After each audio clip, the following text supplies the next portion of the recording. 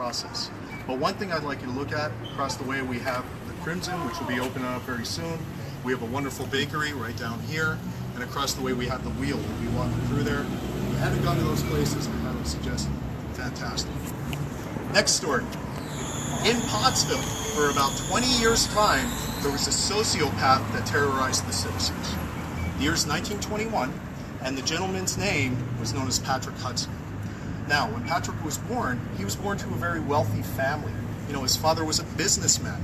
And Patrick was a very bright student growing up. But his parents and teachers noticed something early on. He was a little bit of a ruthless kid. Oftentimes, he would beat up classmates if he didn't get his own way. He was notoriously just horrible to animals, and they would try to keep him away as much as they can. As time went on, they noticed that this increased in the way he would do things. At the age of 8 years old, there was an incident when Patrick was actually with a playmate, and they were at a coal hole. Now, first off, does everyone know what a coal hole is? No. Okay, I'm glad you asked. Coal hole is basically a huge hole that fills in with water that was dug by the coal company. And what would happen is people from the area within the scoop would go and actually dive in and go swimming. Well, Patrick and his playmate, who was 8 years old, went that day. The playmate mysteriously drowned. Now, they were the only two there.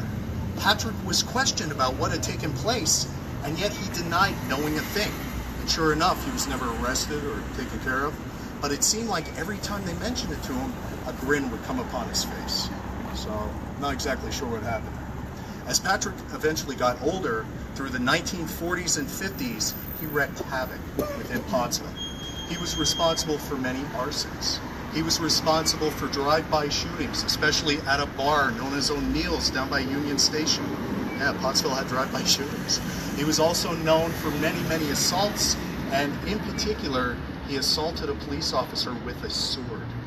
Every single time, it seemed Patrick was able to get off. And most people believe it's because his father would pay off the people that were trying to prosecute. Now, as I said, Patrick was a very, very intelligent person. He actually went to the University of Penn and studied finance. And if you look across the street, we have the Thompson Building. Now, the Thompson Building was built in 1909, and it was the first skyscraper that was built within Pottsville. And please keep in mind, Pottsville skyscraper, not New York City, mind.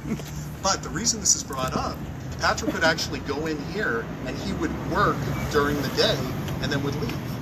Now, oftentimes people would say he wouldn't really work, but he would rest, because Patrick was notorious for going out during the night. One of his favorite activities, if someone crossed him, he would go to their home late at night, stand by a window.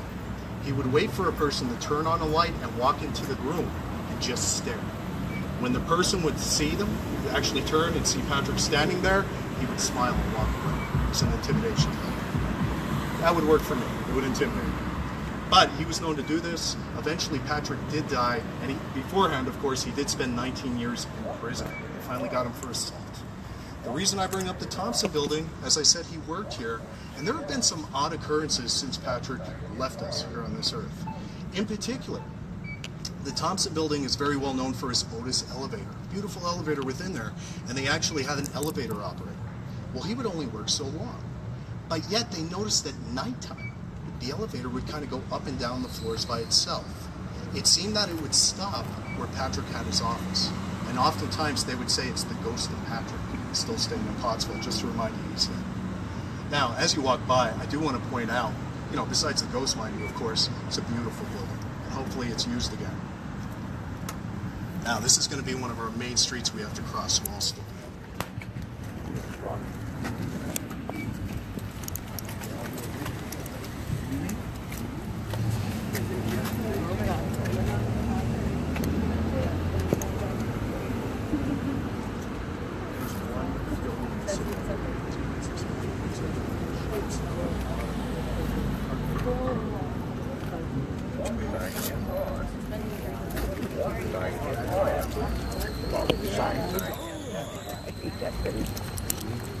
That thing reminds me of shape. There's the building.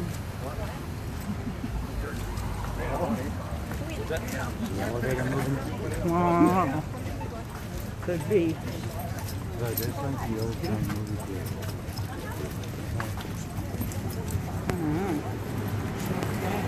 like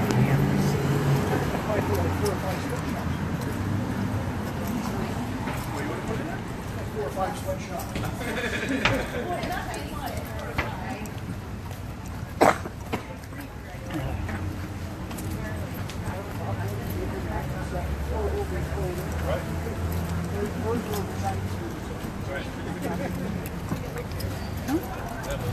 can I carry it?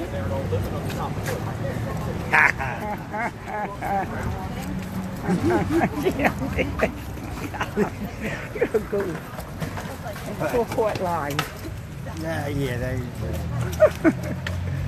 I can't take you anywhere. No road. Okay, in that case, you could Huh? in that case, you could Give it to me now. I'm going to be drinking it soon.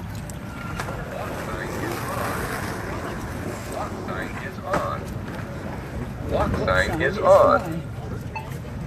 Oh, look at the puppy. Hey, puppy.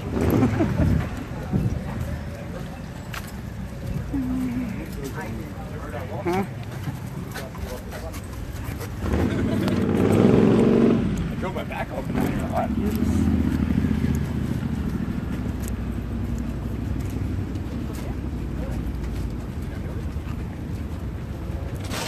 Okay, ladies and gentlemen, our next stop. Major roads are pretty much over, so we're in good shape. We still have everyone. Back in 1914, December of 1914, Pottsville had a major fire known as the Great Pottsville Fire.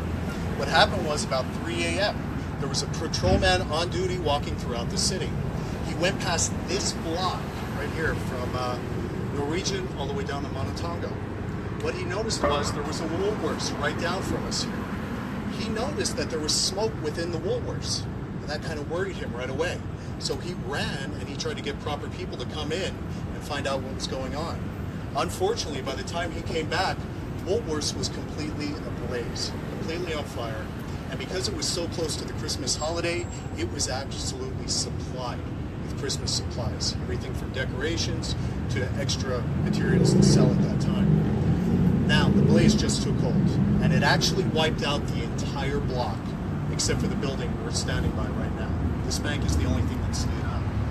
The sad part is, the building itself and the whole block could have been saved, but there was actually a clog in the line down underneath. So the firefighters valiantly tried to do their best to try to get the fire taken care of, but unfortunately the whole block basically went down.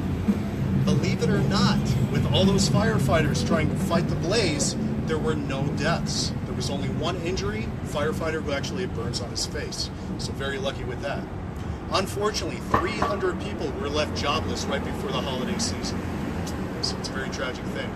Estimates right now for the damage from that fire are about $24 million, which was staggering for the city at that time.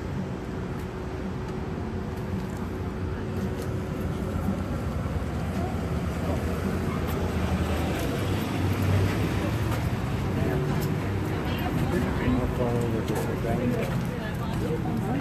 But that kid was a ghost. It could be. But it is nice. How far does the bank go? I want to know what else was in here. Hi, Danny. Tina. Just here.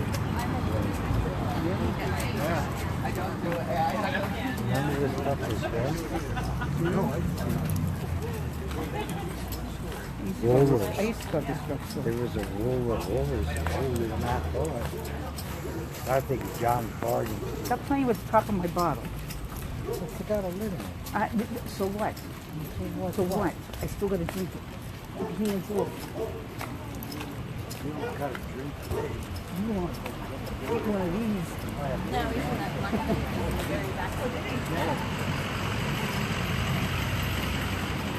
Oh no, here we go uphill. Now we can't breathe. Look, already out of breath. All right, ladies and gentlemen, right now we're